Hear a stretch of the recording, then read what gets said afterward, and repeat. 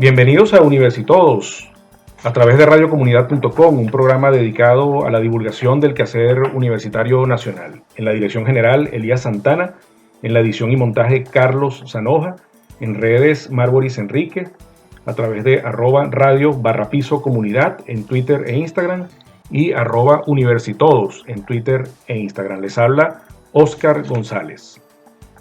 Hoy estaremos conversando nuevamente sobre la situación de algunas universidades nacionales, en este caso sobre la situación de las universidades privadas. La semana pasada estuvimos conversando con la profesora Mariela Asato, vicerrectora administrativa de la Universidad Simón Bolívar y especialista en tecnologías educativas, quien nos estuvo comentando sobre la situación específica de la Universidad Simón Bolívar, sobre la implantación de nuevas medidas para tratar de adelantar, de lograr algunos avances académicos que permitan darle continuidad a los estudios universitarios y a la actividad académica en general.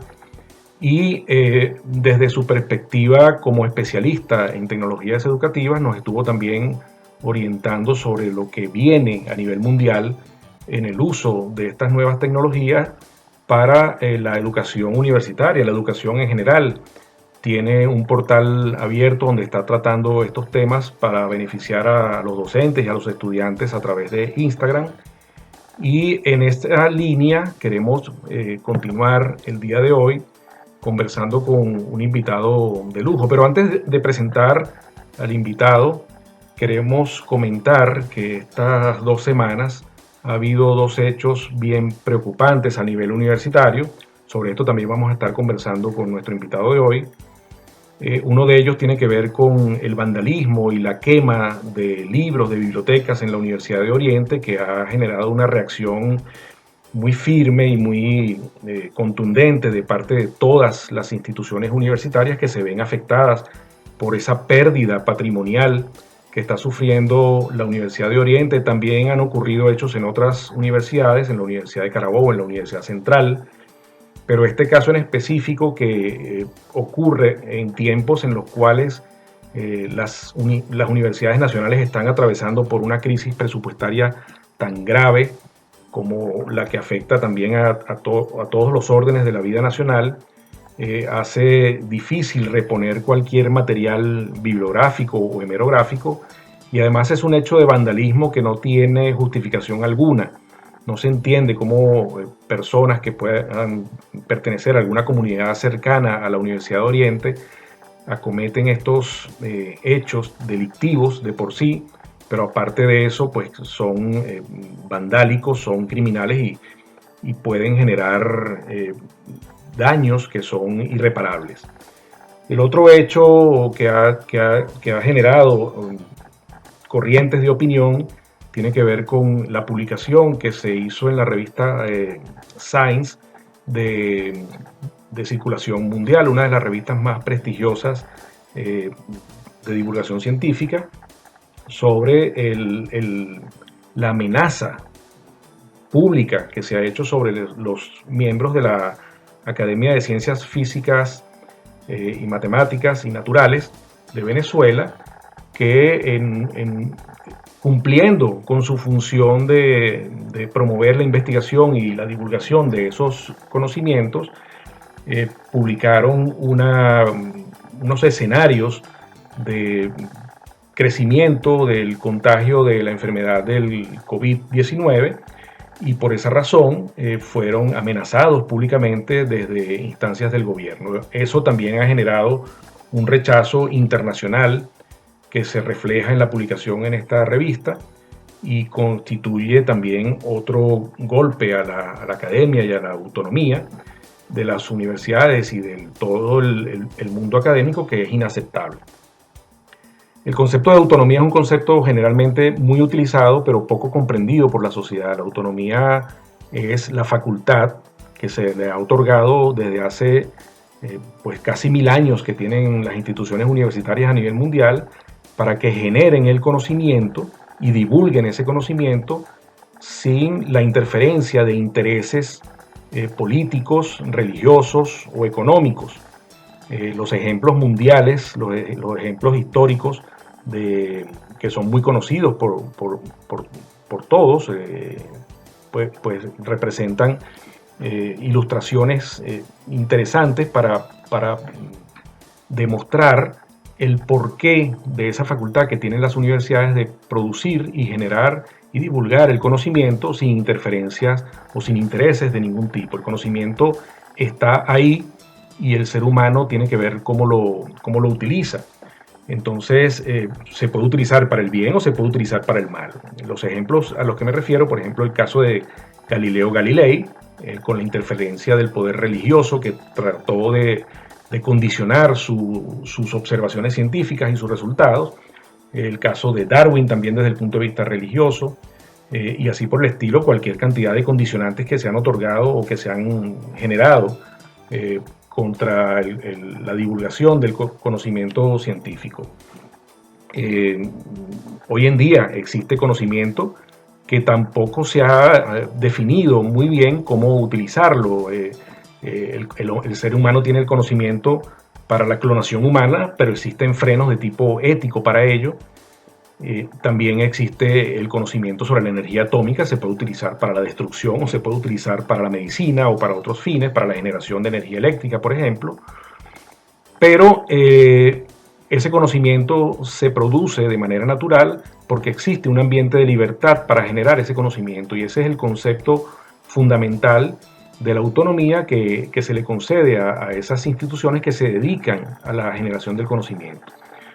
Para hablar de estos temas, de cómo se trabaja hoy en día en la Universidad Metropolitana con esta coyuntura que estamos atravesando, y para hablar de los temas relacionados con estos ataques a la autonomía académica, tanto de la universidad en general como de la propia Academia de Ciencias Físicas y Naturales y otras academias que también han recibido en otros momentos este tipo de amenazas, vamos a estar conversando con el profesor Benjamín Sharifker.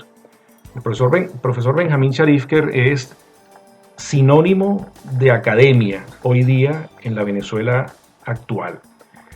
Es químico, licenciado en química de profesión, con un doctorado en Inglaterra, y es uno de los científicos más reconocidos a nivel internacional, uno de los científicos venezolanos más reconocidos a nivel internacional, con premios y reconocimientos de diferente índole, y ha ejercido también cargos importantes de gestión académico-administrativa en la Universidad Simón Bolívar. Fue decano de investigación, fue vicerrector administrativo, después fue rector, hoy en día es el rector de la Universidad Metropolitana y es un invitado de lujo, tiene una cobertura también interesante a nivel mediático, tiene una gran cantidad de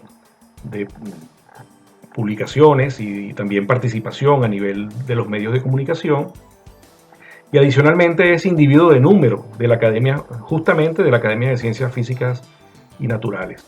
Entonces con él vamos a estar conversando al regreso de esta primera pausa musical del programa Universitodos. Estaremos conversando entonces con el profesor Benjamín Sharifker al regreso.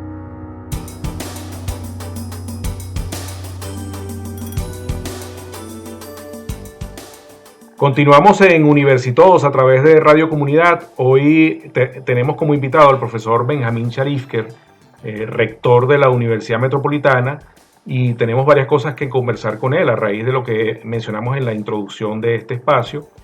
En primer lugar, nos gustaría, profesor Sharifker, saber, conocer de primera mano cómo han evolucionado los hechos dentro de la propia universidad, cómo trata la Universidad Metropolitana, y sabemos que también han tenido trabajo conjunto con la Universidad Católica para tratar de garantizar la continuidad de las actividades, por lo menos de las actividades docentes, que los estudiantes no pierdan tanto tiempo, que puedan aprovechar. Eso trae varios problemas porque no es fácil garantizar la dotación de equipos para todos los estudiantes y la conectividad también. Entonces, en primer lugar, nos gustaría en este primer segmento conocer un poco más sobre esas medidas que se han tomado para garantizar ese tipo de actividad docente. Y agradecerle la presencia en el espacio también. No, al contrario, muchísimas gracias, Oscar, por esta oportunidad. Bueno, y por tu generosa introducción, realmente, muchísimas gracias. Efectivamente, estamos, ahora atravesando una circunstancia bastante curiosa, inédita. Nunca habíamos tenido una experiencia, por lo menos en el tiempo de nuestras vidas, no habíamos tenido una experiencia como la que estamos viviendo en este momento a nivel universal. Pero es una experiencia que en el caso venezolano de alguna manera se suma a una serie de circunstancias que nos han venido afectando desde hace ya algunos años y que tiene que ver con esta prolongada sucesión de eventos que hemos tenido a lo largo de varios lustros, de varias décadas inclusive, que nos han tenido, bueno, de pie puntillas, dando constantemente, atendiendo emergencias y poniendo, digamos, las instituciones universitarias a operar unos cambios importantes para poder seguir operando. Y esto es una etapa más de toda esta seguidilla de circunstancias que hemos tenido. Por ejemplo, en el año 2017 y luego también en el año 2019, ya tuvimos experiencias en donde tuvimos que hacer un gran esfuerzo de continuar nuestra actividad a distancia cuando tuvimos fuertes disturbios, fuertes movimientos sociales, protestas que involucraron bloqueos de calles, que involucraron circunstancias que impedían prácticamente el acceso al campus universitario tanto de profesores como de estudiantes. Y ahí ya tuvimos que poner en marcha mecanismos de educación a distancia que de alguna manera nos han servido de experiencias positivas, que curiosamente, a pesar de que eran circunstancias muy desfavorables, pero que nos obligaron las circunstancias a ir avanzando en el tema de la educación a distancia. Cuando comenzó en Venezuela la alarma por la pandemia universal de la enfermedad COVID-19, eso fue a mediados de marzo, fue alrededor del 13 de marzo aproximadamente cuando en Venezuela se empiezan a tomar, digamos, las medidas de cuarentena, de limitaciones de las personas de ir a sus trabajos o a sus lugares de estudio. Bueno, nosotros estábamos en la Universidad Metropolitana a 2 semanas de terminar un trimestre, un periodo académico. Y bueno, inmediatamente entonces cambiamos el modo de trimestre, de un trimestre presencial con toda la comunidad universitaria en el campus universitario a un trimestre que tenía que culminarse a distancia. Y fue afortunado, y yo pienso que fue utilizando precisamente esa experiencia que ya habíamos acumulado de los años 2017 y 2019, que pudimos transformar todo lo que quedaba de ese trimestre, incluyendo las evaluaciones de los parciales, de los exámenes, culminar inclusive clases prácticas, sesiones de laboratorio, etcétera, etcétera, sin que pudiéramos tener la presencialidad de profesores y estudiantes y técnicos y personal administrativo en la universidad. Pudimos completar ese trimestre con 100% de los objetivos cumplidos. O sea que realmente fue una experiencia que, reitero, involucró un gran esfuerzo por parte de profesores, un gran esfuerzo por parte de estudiantes, pero que, visto en retrospectiva, fue una experiencia bastante positiva para la universidad. Perfecto. Así que bueno, ya cuando tuvimos que planificar el trimestre subsiguiente, que comenzó a principios de mayo, bueno, pues ya nos lo planteamos en hacerlo completamente en forma no presencial. Entonces, bueno, eso fue un reto todavía mayor, porque había que conducir una serie de procesos que nunca habíamos conducido en forma remota, como por ejemplo procesos de inscripción de materias, de correcciones de notas, consejos universitarios que había que llevar a cabo, etcétera. Y bueno, que la verdad es que pudieron conducirse y pudimos comenzar. Tuvimos que retrasar el trimestre un par de semanas, eso sí tuvimos que hacerlo, porque había que hacer todos estos preparativos, pero bueno, ya estamos en este momento a mitad ya del trimestre y nuevamente estamos teniendo una experiencia bastante positiva. Hemos tenido una inscripción de estudiantes que fue fundamentalmente el mismo número de estudiantes, apenas 2 estudiantes menos de lo que habíamos tenido en el trimestre abril-julio del año pasado, del año 2019. Por lo tanto, es digamos que prácticamente el 100% de estudiantes inscribieron sus materias, el 100% de las materias. Pudimos ofrecer apenas el 87% de las materias, porque hay materias el laboratorio de química, laboratorio de física, laboratorio de resistencia de materiales u otras actividades que involucran trabajos de campo que, bueno, simplemente no podemos llevar a cabo en este momento. Pero dentro de las circunstancias yo diría que es una experiencia que a nosotros nos está sirviendo de una experiencia de aprendizaje, no porque yo crea que nosotros debamos transformar las universidades a universidades a distancia, que se ha hablado mucho de eso al respecto en este momento, sino porque, bueno, porque dadas las circunstancias, tenemos que reinventarnos de alguna manera y, bueno, utilizando tecnologías, haciendo el mayor acopio posible de tecnologías y resolviendo una cantidad de dificultades de conectividad, sobre todo, que nuestra comunidad universitaria enfrenta, tanto profesores como estudiantes, hemos venido logrando solventar toda esa serie de escollos y poder llevar adelante la actividad académica. ¿Ha habido buena receptividad de parte de estudiantes y de profesores y de personal administrativo a este modo de trabajo? ¿O ha habido resistencia al cambio? ¿Ha habido dificultades de otro tipo? La receptividad ha sido extraordinariamente buena. Hay ciertos grupos de profesores en determinadas materias donde les cuesta mucho más trabajo que en otras materias y bueno, pudiera interpretar, yo no lo interpreto como resistencia al cambio, sino son las particularidades de esas materias. Por ejemplo, conducir una evaluación, vamos a decir, de un curso básico de matemáticas, por poner simplemente un ejemplo, o un curso básico de química, claro, por poner un ejemplo. Bueno, involucra plantearlo de una manera completamente distinta a como es planteado de una manera presencial. Porque que incentivar y que establecer mecanismos que garanticen la integridad de las evaluaciones, porque bueno, si se manda, digamos, por correo un examen y luego ese examen se le dice al estudiante, usted lo tiene que resolver en 2 horas y usted no puede recibir ayuda de nadie y usted no puede consultar determinados materiales, determinados libros, digamos, por ejemplo, para un examen de matemáticas básicas, bueno, uno tendría que ejercer, digamos, hacer un ejercicio de confianza extrema para pensar que el 100% de los estudiantes van a hacerlo según las normas estipuladas. Entonces hay que establecer mecanismos, y hemos logrado de alguna manera establecerlo, que permiten hacer esa evaluación de una manera confiable y también, bueno, de una manera que sea íntegra, que realmente nosotros sepamos que cuando estamos haciendo una evaluación, esa evaluación refleja el dominio del estudiante de los objetivos, del contenido de la materia y los objetivos del curso, ¿no? Y no es tarea fácil, sobre todo en cursos básicos que suelen ser cursos masivos.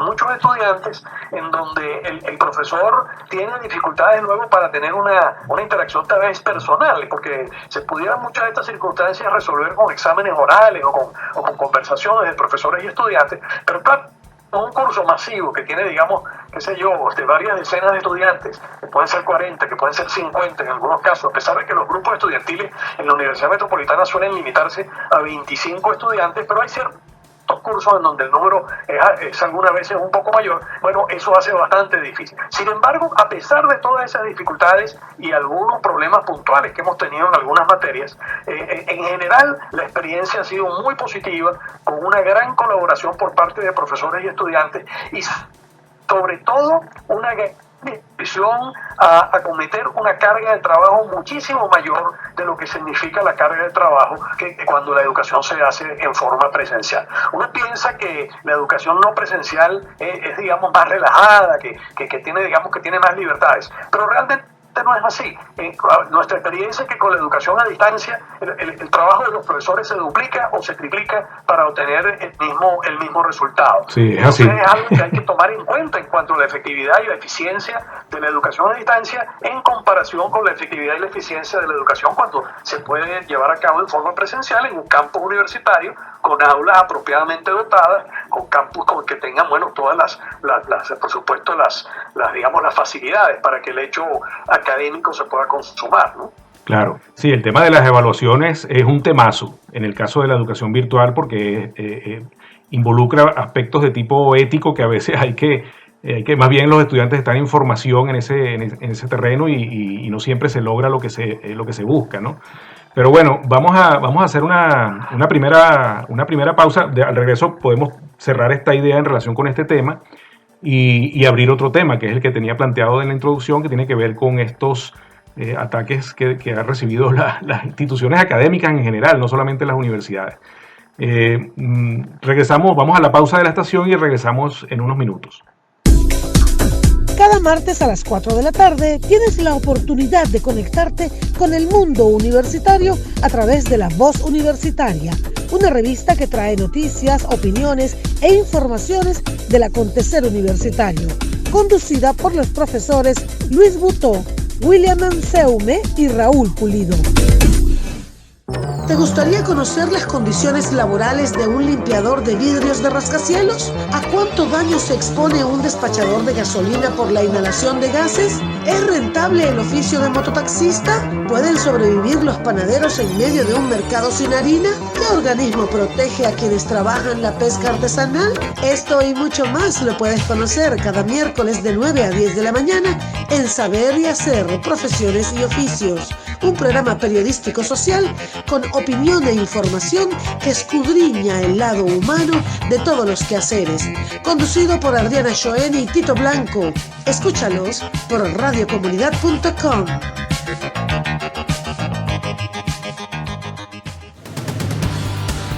Escucha todos los miércoles a las 7 de la noche, Activos en la Vía, un programa de información, prevención, noticias y entrevistas en materia de seguridad vial, conducido por Rosario Santander y Yunepsa Rojas, en una producción de la Fundación Seguros Caracas y la Escuela de Ciudadanos para la Red Venezolana de Seguridad Vial.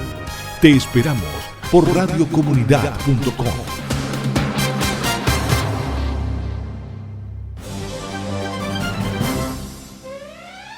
Todos los martes, de 7 a 8 de la noche, Cultura Preventiva, donde encontrarás la formación para el ciudadano con aptitudes y creencias positivas.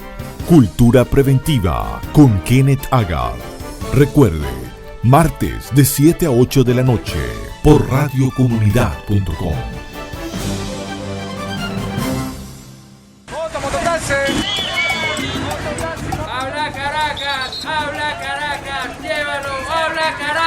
La mejor manera de comenzar el día es con las noticias más importantes. Este es el programa donde ella habla, él habla, tú hablas, todos hablan. Habla Caracas. Ey, ¿te enteraste de lo que pasó anoche? Habla Caracas. Con Elías Santana, de lunes a viernes de 6 a 8 de la mañana, por Radio Fe y Alegría y radiocomunidad.com.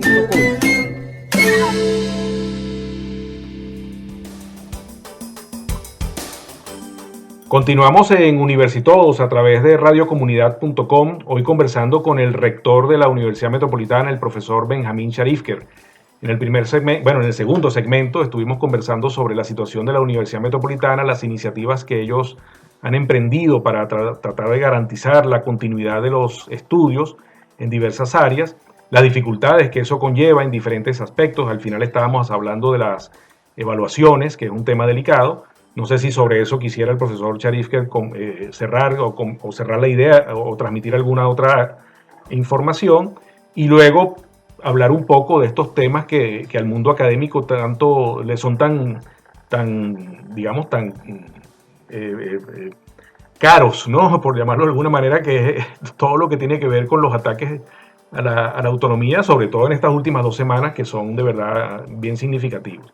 No sé si sobre la parte del funcionamiento de la Universidad Metropolitana o la propia Universidad Católica, que son universidades privadas que tienen otra naturaleza y tienen otro tipo de dinámica, ¿hay alguna cosa que ampliar, profe? Sí, yo creo que el tema de la integridad, de la ética que planteabas al final del segmento anterior es muy importante, y yo creo que toda oportunidad que podamos aprovechar para motivar la necesidad de tener un comportamiento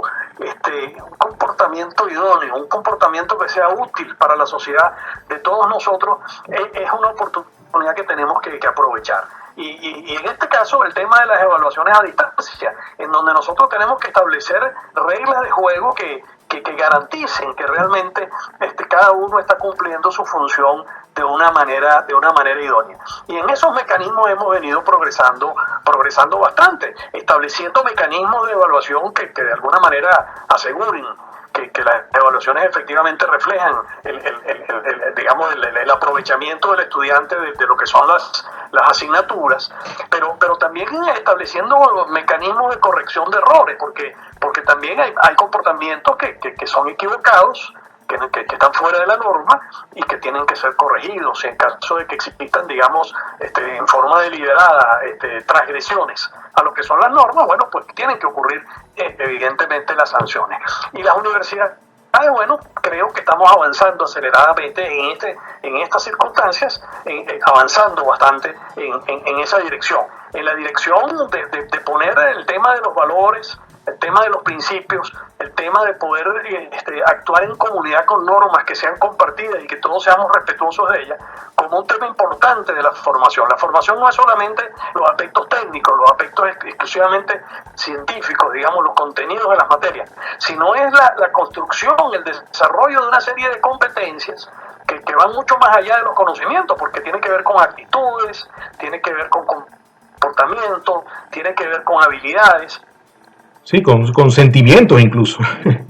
Esto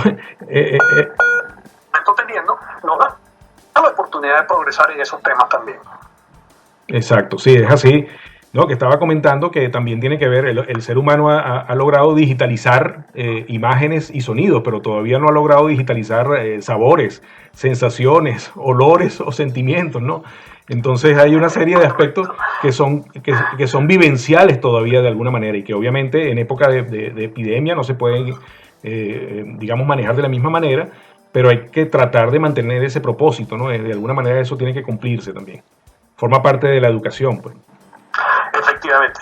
Bueno, no. Efectivamente, sí, yo creo que tenemos muchísimo que avanzar para poder solamente confiar en la tecnología para un hecho tan complejo como es la experiencia académica, la experiencia universitaria, que es una experiencia de vida que todo quien haya atravesado esa experiencia, bueno, pues reconoce que es una experiencia transformadora y que solamente se puede realizar cuando uno puede ir a un campo deportivo donde hay no solamente horas de clase, de aprendizaje, sino que también hay experiencias de compartir, claro, con estudios, con profesores, eventos deportivos, eventos culturales, una serie, digamos, de otras circunstancias que son lo que realmente hacen rica la vida universitaria y enriquecen también luego la vida de las personas en su desempeño posterior en la sociedad, profesionalmente, familiarmente, socialmente. Exacto, sí, es así. Bueno, no sé, me gustaría conversar sobre el otro tema que de verdad ha generado muchas reacciones a nivel universitario en Venezuela y también a nivel internacional. Estos sucesos que ocurren en algunas universidades, fundamentalmente las universidades públicas, de ataques, de vandalismo y estos hechos de amenazas a los individuos de número, nada más y nada menos, que supuestamente es la crema innata de la intelectualidad venezolana, por la divulgación del planteamiento de escenarios que son básicamente proyecciones de tipo estadístico y probabilístico, ¿no? Entonces, me gustaría saber de una persona como Benjamín Sharif, que tiene esta experiencia y esta vivencia, además como académico en la universidad y también en la Academia de Ciencias Físicas y Naturales, cómo lo percibe, qué nos podría comentar sobre eso. Bueno, nosotros hemos tenido en las semanas recientes estos eventos, sobre todo en las universidades públicas, que son realmente muy vergonzosos, muy penosos y muy dolorosos. El caso, por ejemplo, más reciente es la quema intencional de la biblioteca del núcleo de Sucre de la Universidad de Oriente, ubicado en Cumaná, en donde completamente quedó destruida esa biblioteca en forma intencional. O sea que eso, digamos, el informe técnico de los bomberos indica que eso fue completamente intencional, que fue provocado, que fue un hecho delictivo. Y que ¿cuál puede ser la motivación va a tener la persona para quemar una biblioteca? Y las pérdidas patrimoniales, por supuesto, son irreparables, porque ahí en esa biblioteca no solamente había libros, había, revistas, material bibliográfico adquirido, sino que también estaban las tesis de grado, los trabajos de investigación, los trabajos de ascenso, etcétera, claro, que los distintos miembros de la comunidad universitaria habían producido a lo largo de años. Eso es irrecuperable, ya eso se quemó y va a ser prácticamente imposible recuperarlo. A lo mejor se pueden comprar libros, se pueden comprar revistas, pero una biblioteca no es solamente un depósito de materiales bibliográficos. Una biblioteca es un lugar de trabajo, es un lugar de estudio, un lugar de creación, los estudiantes, la experiencia más rica que posiblemente los estudiantes tengan durante su periodo universitario es precisamente ir a la biblioteca, conformar grupos de estudio y en un ambiente de trabajo, construir conjuntamente el conocimiento mientras van acometiendo las tareas que tienen que ver con el avance en las distintas asignaciones académicas. De tal manera que la magnitud del crimen cometido con la destrucción de una biblioteca va mucho más allá de la pérdida patrimonial, porque atenta contra el espíritu mismo universitario, y sobre todo cuando nosotros recordamos que en los periodos más oscuros del siglo XX, cuando hubo totalitarismo, sobre todo que luego llevaron a la Segunda Guerra Mundial, nosotros vemos las fotografías donde quemaban determinados libros, porque esos libros, terminamos diciendo que la Tierra se movía alrededor del Sol, y entonces eso significó, que él tuviera que decir, mira, si me van a quemar por decir que la Tierra se mueve alrededor del Sol, pues yo no lo voy a decir, lo cual no va a hacer que la Tierra no se mueva alrededor del Sol, se seguirá moviendo alrededor del Sol. Entonces, independientemente de cuáles sean esos intereses económicos, políticos, religiosos, ideológicos que quieran perseguir quienes en algún momento determinado tienen el poder, el conocimiento va a seguir progresando, porque realmente por algo la especie humana se denomina a sí misma el Homo sapiens. Exacto. O sea, lo que nos mantiene a nosotros unidos y lo que nos permite a nosotros vivir en sociedad como seres sociales es precisamente compartir el conocimiento que tenemos, y no es solamente compartirlo, es desarrollarlo, porque ese es nuestro mecanismo adaptativo para poder acometer todos los retos que la realidad nos presenta. Vamos desarrollando conocimientos y a través de ese desarrollo de conocimiento vamos avanzando. Y un ejemplo de eso es que cuando la Academia de Ciencias Físicas, Matemáticas y Naturales emitió un informe alertando sobre cuál pudiera ser la dinámica de la epidemia del coronavirus en Venezuela, en donde pudiera haber un incremento de número de casos, y que había entonces que preparar a la sociedad para ese incremento, sobre todo al sistema médico, ¿cuál fue la reacción del poder? Eso significó una amenaza, porque no coincidía exactamente con el discurso oficial. Había un discurso oficial que era un tanto distinto a ese discurso oficial, y quienes entonces detentan el poder sintieron que el que hubiera un conocimiento independiente y que no pudiera ser controlado con el mazo duro del poder, que pudiera eso significar una amenaza para ellos.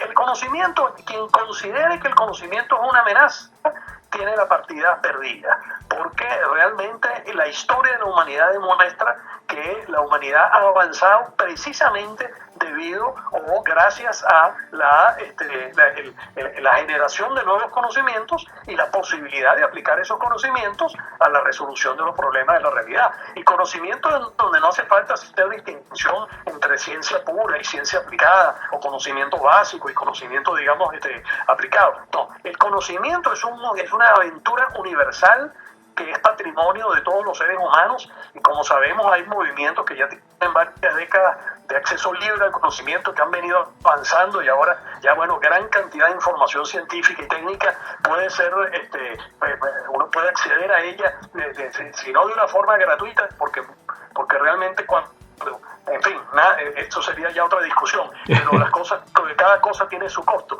pero sí, el acceso libre al conocimiento, de forma tal de que efectivamente sobre la base del conocimiento nosotros podamos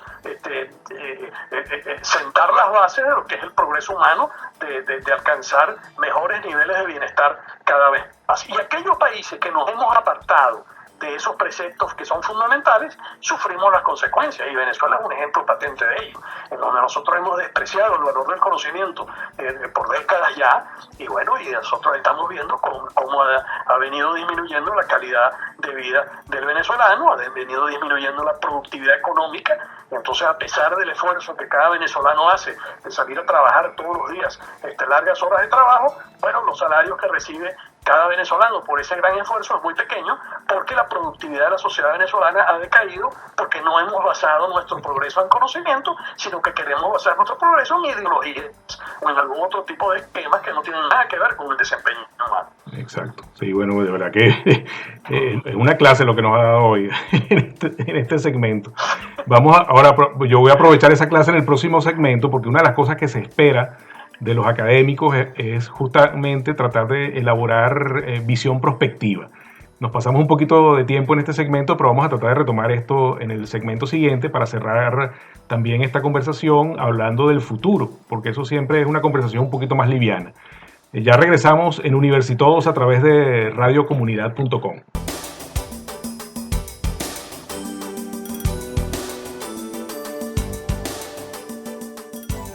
Continuamos en Universitodos a través de radiocomunidad.com, hoy conversando, una conversación bien enriquecedora, bien productiva con el profesor Benjamín Sharifker, rector de la Universidad Metropolitana.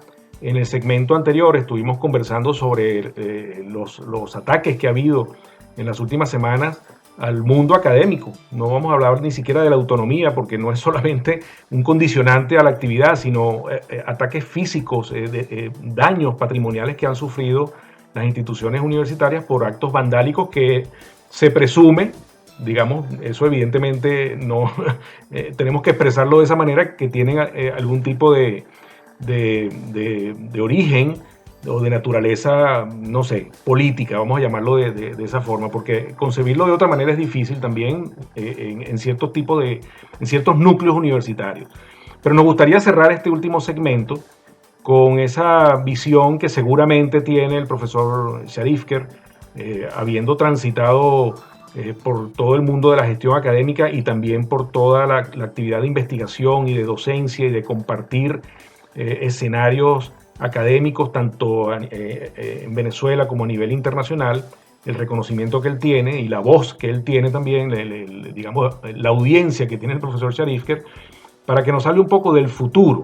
¿Cómo se concibe a raíz de este cambio de escala que ha ocurrido en la actividad académica con esta situación que posiblemente pueda repetirse en un futuro cercano?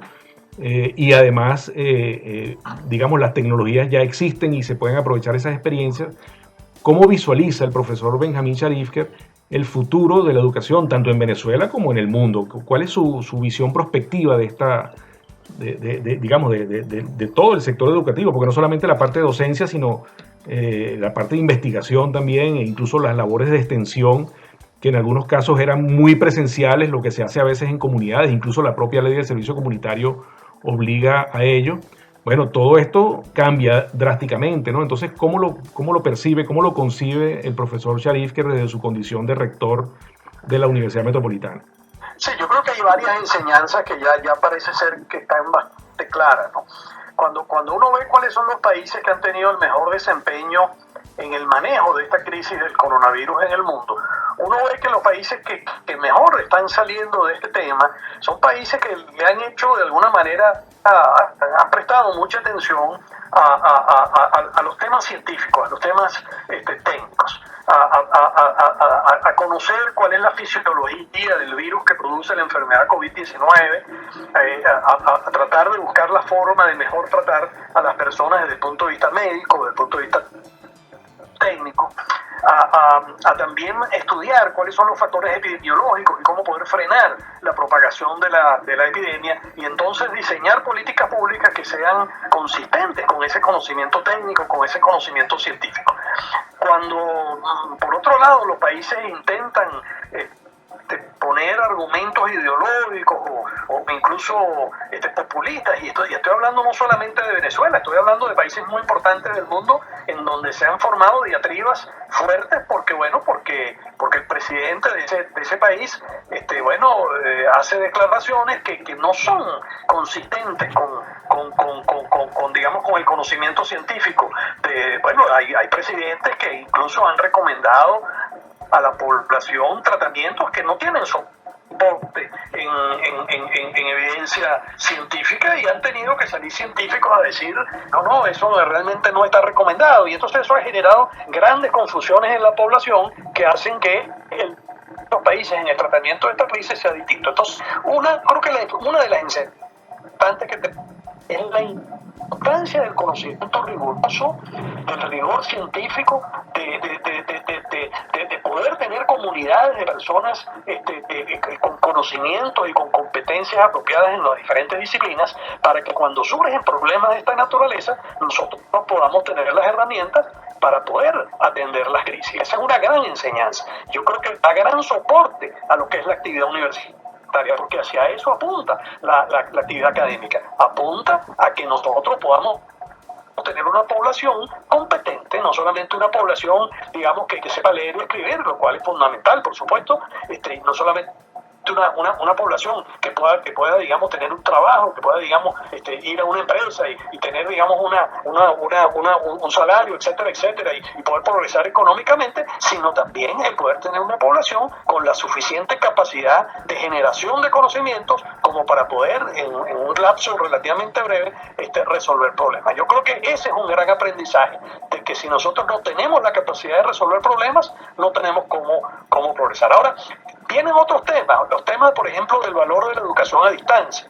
Pues, mucho se ha reflexionado de que después del coronavirus las universidades, bueno, se van a transformar en universidades a distancia. Yo descreo un poquito de esas predicciones, no soy, digamos, no estoy alineado con ese tipo de predicciones, porque pienso que la experiencia universitaria, como hablábamos en el segmento anterior, es una experiencia que va mucho más.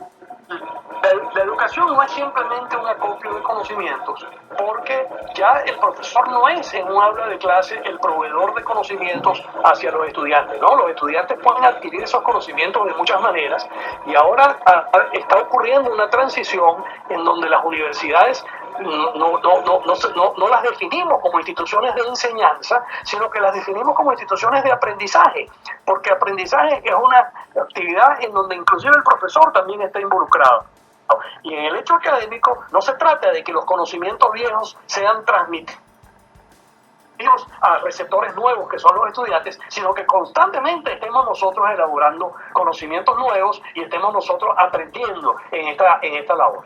Entonces por eso yo pienso que el rol de las universidades como centros de aprendizaje se materializa de una manera muchísimo más efectiva cuando nosotros podemos tener las universidades conformando grupos de trabajo, teniendo laboratorios, teniendo talleres, teniendo discusiones en donde se va construyendo en una forma conjunta el conocimiento y se va categorizando ese conocimiento y se van entonces de esa manera elaborando categorías cada vez superiores de organización humana que nos llevan a mejores destinos. Ese pienso yo que es un segundo aprendizaje. El primero que decíamos que es el valor propio del conocimiento, que creo que se ve realzado, y el segundo es el valor del aprendizaje, de que nosotros para poder conformar estas comunidades de aprendizaje, bueno, no, experiencia rica, con contacto íntimo entre personas, es muy importante. Pero luego yo creo que sí, que hay otros aprendizajes importantes y que tienen que ver también con la transformación de la naturaleza del trabajo en la humanidad.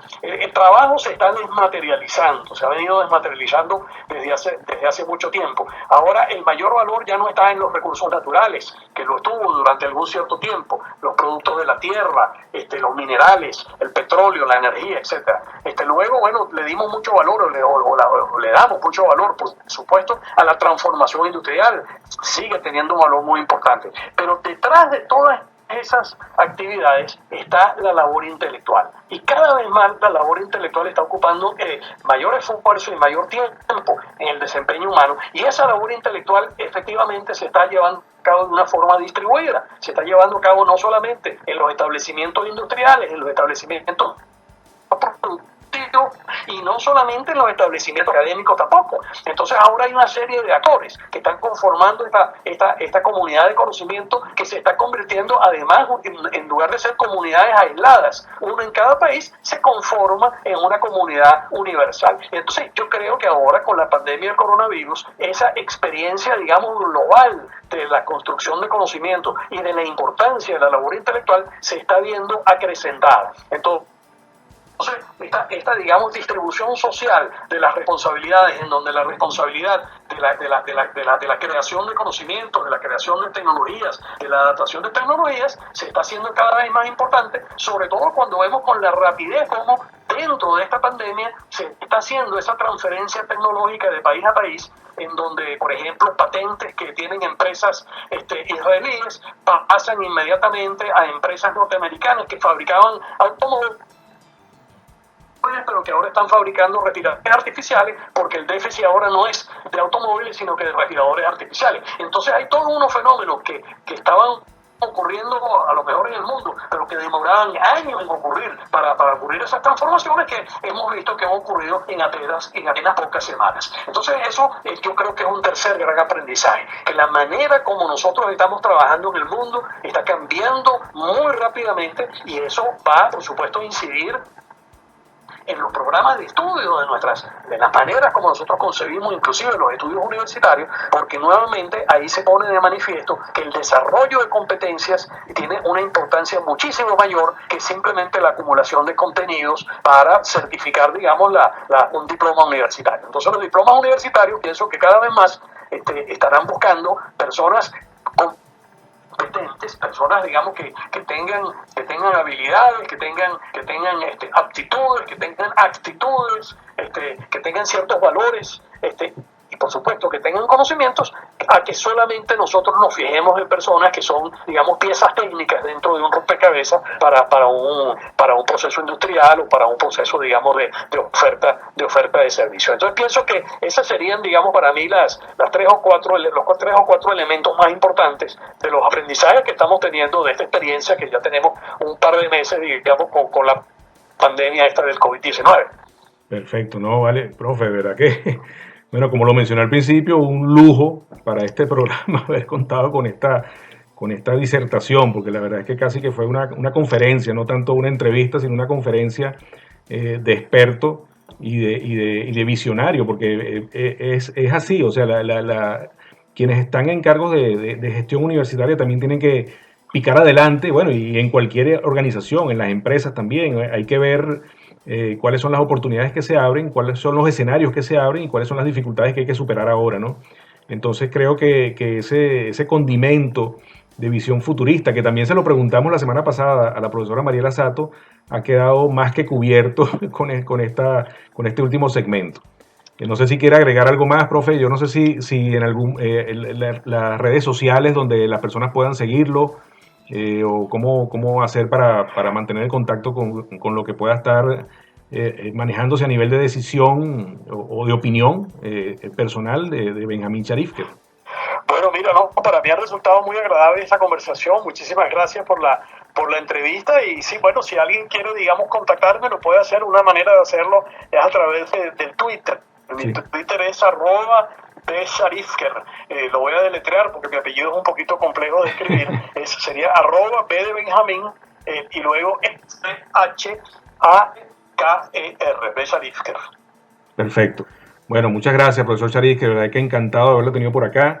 Y ya, pues sí, por razones de tiempo tenemos que concluir con el espacio. En la dirección general, Elías Santana. En la edición y montaje, Carlos Zanoja. En las redes, Marboris Enríquez. A través de @radio_piso comunidad en Twitter e Instagram. Y el programa a través de @universitodos en Twitter e Instagram. Les habló el profesor Oscar González. Hasta el